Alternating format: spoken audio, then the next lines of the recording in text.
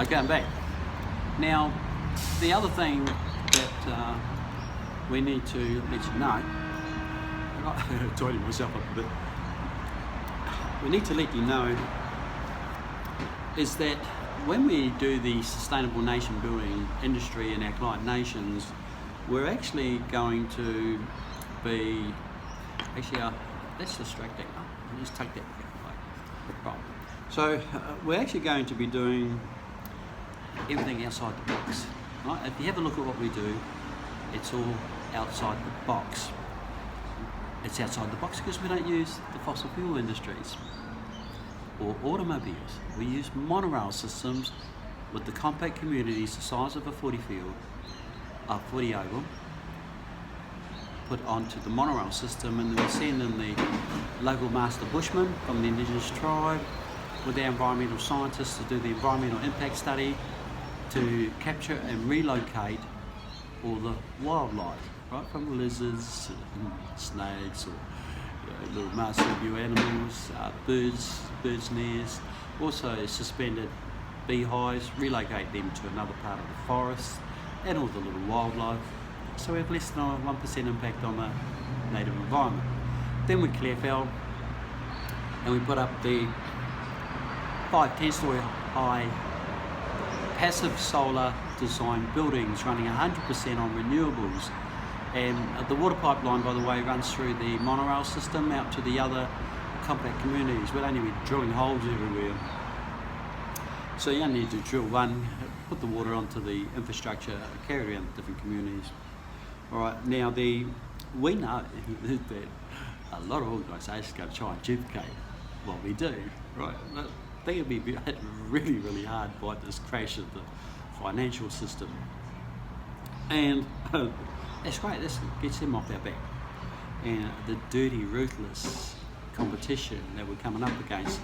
Now, what happened was I told some high-profile Maori executive about our rapid building and construction, and she contacted her cousin who owns a big construction company, and she said to them, "Oh, Henry reckons that they can build houses in 28 days, 2 boys." He said, "What a load of gobbledygook." I said, "No, I don't tell lies. Check out my corporate profile. I don't tell lies. I'm telling you the truth." And so they wanted to know more.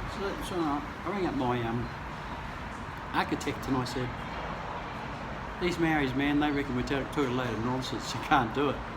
I said, "Do you want to have a talk to them?" I have a chat to them and show them how it's done. He said, "No sweat." I said, "Look, I said to them, give them heaps. Go and tell us about everything." He just laughed. He said, "Mate, I can handle them, you know." So, no sweat. So anyway, I organised the appointment, then I left them to it because I heard it all before. Yes. So I went across the road to another cafe and did some business. But anyway, he talked to them and they did not believe we could do it because, see, I showed them this, right, which I showed on the last video. Right, what do you reckon it is? Right, check this out. What is that? See it? That is your cheapest building material, twice as strong as Portland cement. And by the way, Portland cement that you use in your concrete and building your cities and buildings and everything is 5% of the greenhouse gas emissions because of the amount of coal-fired power production required to make that horrible rubbish called Portland cement. So this has zero emissions, twice as strong as cement, twice as strong, right? And it's fireproof, it's vermin-proof, it's waterproof, right? And our building designs are designed to be earthquake-proof. What better product can you get? I'll tell you what it is. That is fly ash from a coal-fired power station that has about 200 acres of mounds of fly ash from burning coal. So they pay us, we put the factory beside there, all these heaps of fly ash. You see, because they can't get rid of it. You can't dump it in the landfill or the ocean. No, but they pay us to take it away. Environmental hazard. So we put it in the mix. We make these panels, and the panels are what we put into the walls.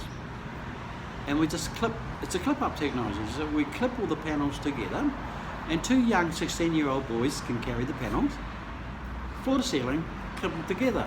Now we've got many different finishes, from marble finishes, even one that looks like limestone, with little holes and stuff. We've got something that looks like wood. So we could build the house with all the different finishes. And we use them for the scaffolding. And you can stand on it. You have a big, humongous, fat Maori, stand on it, it won't break.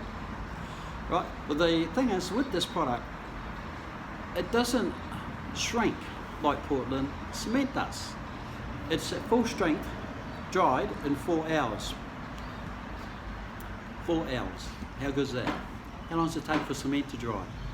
Right? And I'm not a builder. I'm not an architect either. No, that's not my expertise. I'm a sustainability expert. So they handle that side. Anyway, this Maori builder, he gave my architect a hard time, because I also said to them, oh, by the way, we've got rid of all the trades, right? Because we delivered to site a shipping container, sold all the panels in, right? And 2 16-year-old youths who don't have any qualifications in anything, or even in school, they don't need it. They're not builders, they're not plumbers, right? Not electricians, they're nothing. No training, except what we show them through virtual reality and augmented reality on how to unload that container, clip it all together, in their language by the way, clip all the panels together in 28 days, you got yourself a beautiful home, upmarket home, right? And then our electrician and plumber come in to do the final fit out. Because it's a solar passive design home anyway. They come in, horizontal wind turbine on the roof,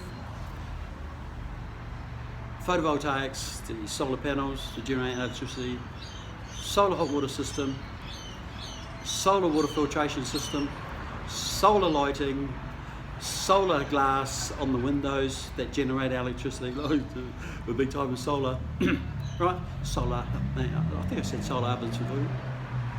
So all solar technologies off the grid, lithium batteries.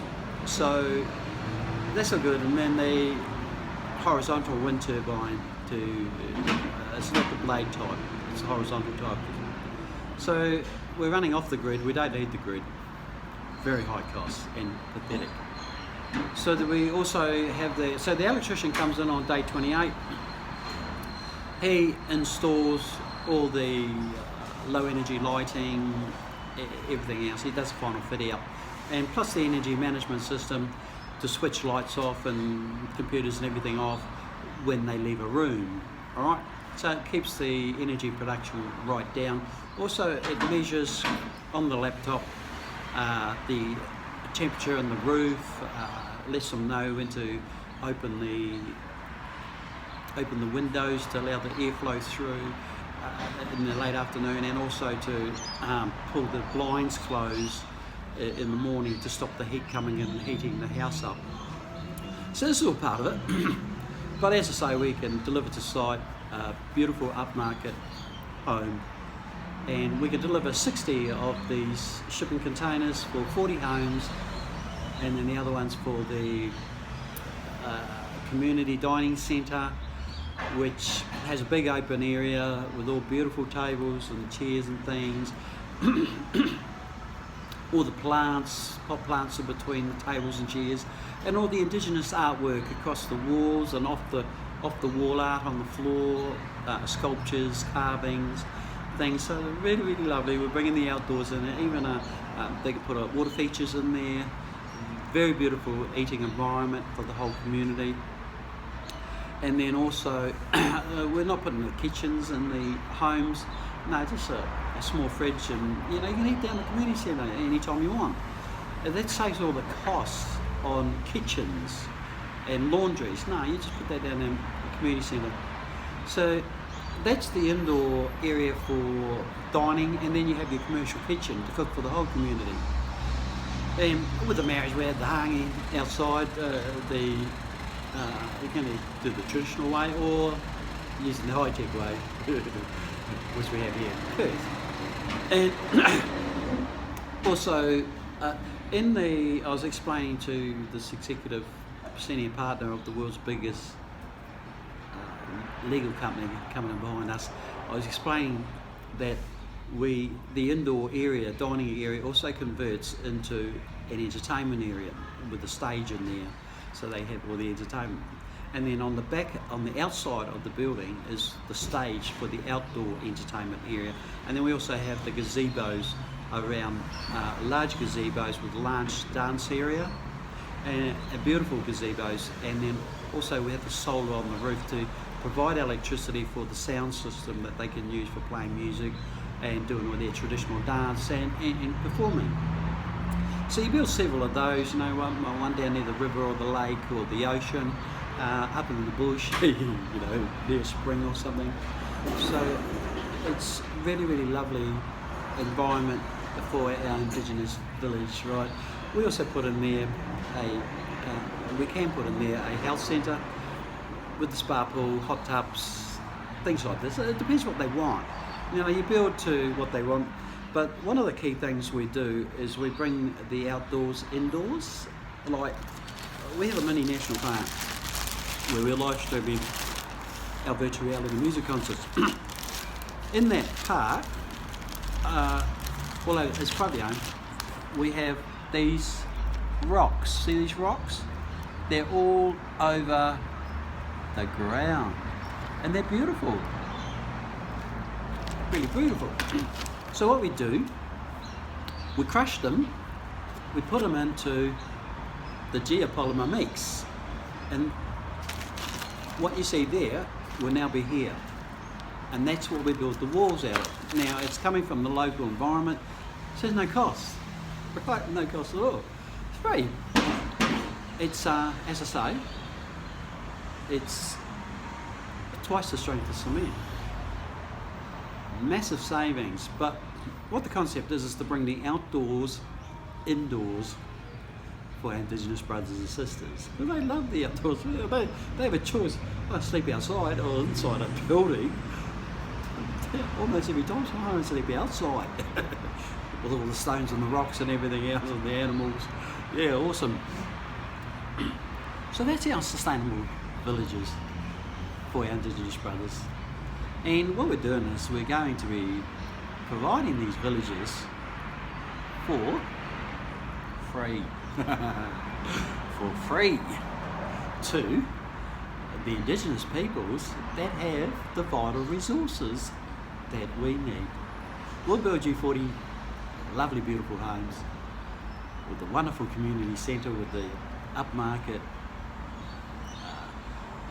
kitchen, commercial kitchen, laundromat and everything else. Right, you don't have to wash your clothes down at the rocks, down beside the creek, and you're dirtying your creek, leaving it. No, look. And by the way, we have wastewater recycling, and we also have composting toilets, and so you don't need all your high cost sewage infrastructure. It's stupid. So you just take the sewage, it gets near full, and it's been transformed into reusable compost, and we put that back onto the forest. I'm not comfortable with it being put on to the permaculture gardens or organic gardens, double in the forest, right? So we cut all the costs down in construction and everything because we don't have all your stupid trades involved. And my architect said to me, "Yeah, get rid of all these damn trades because we don't use any bricklayers,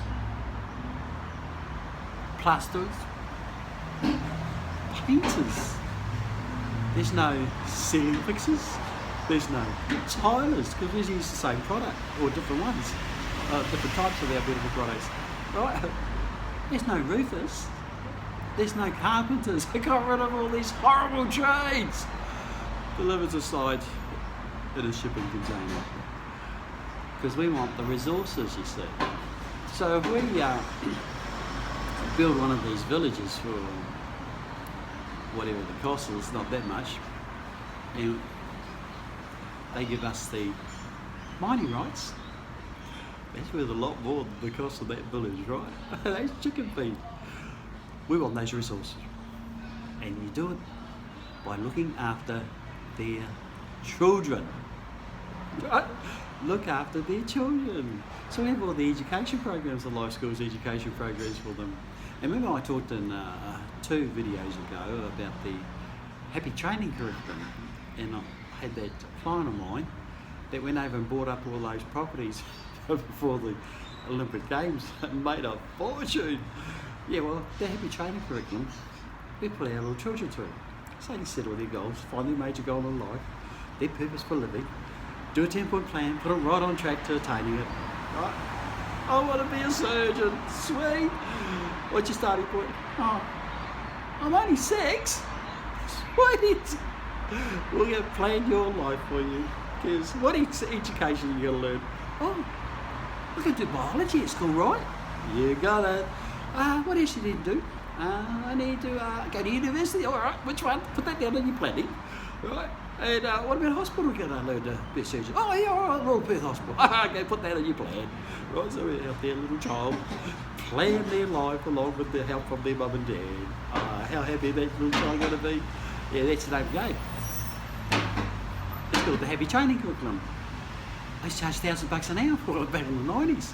So I give it to the children. We're going to help our little children have a happy life. You help the children in an Indigenous village.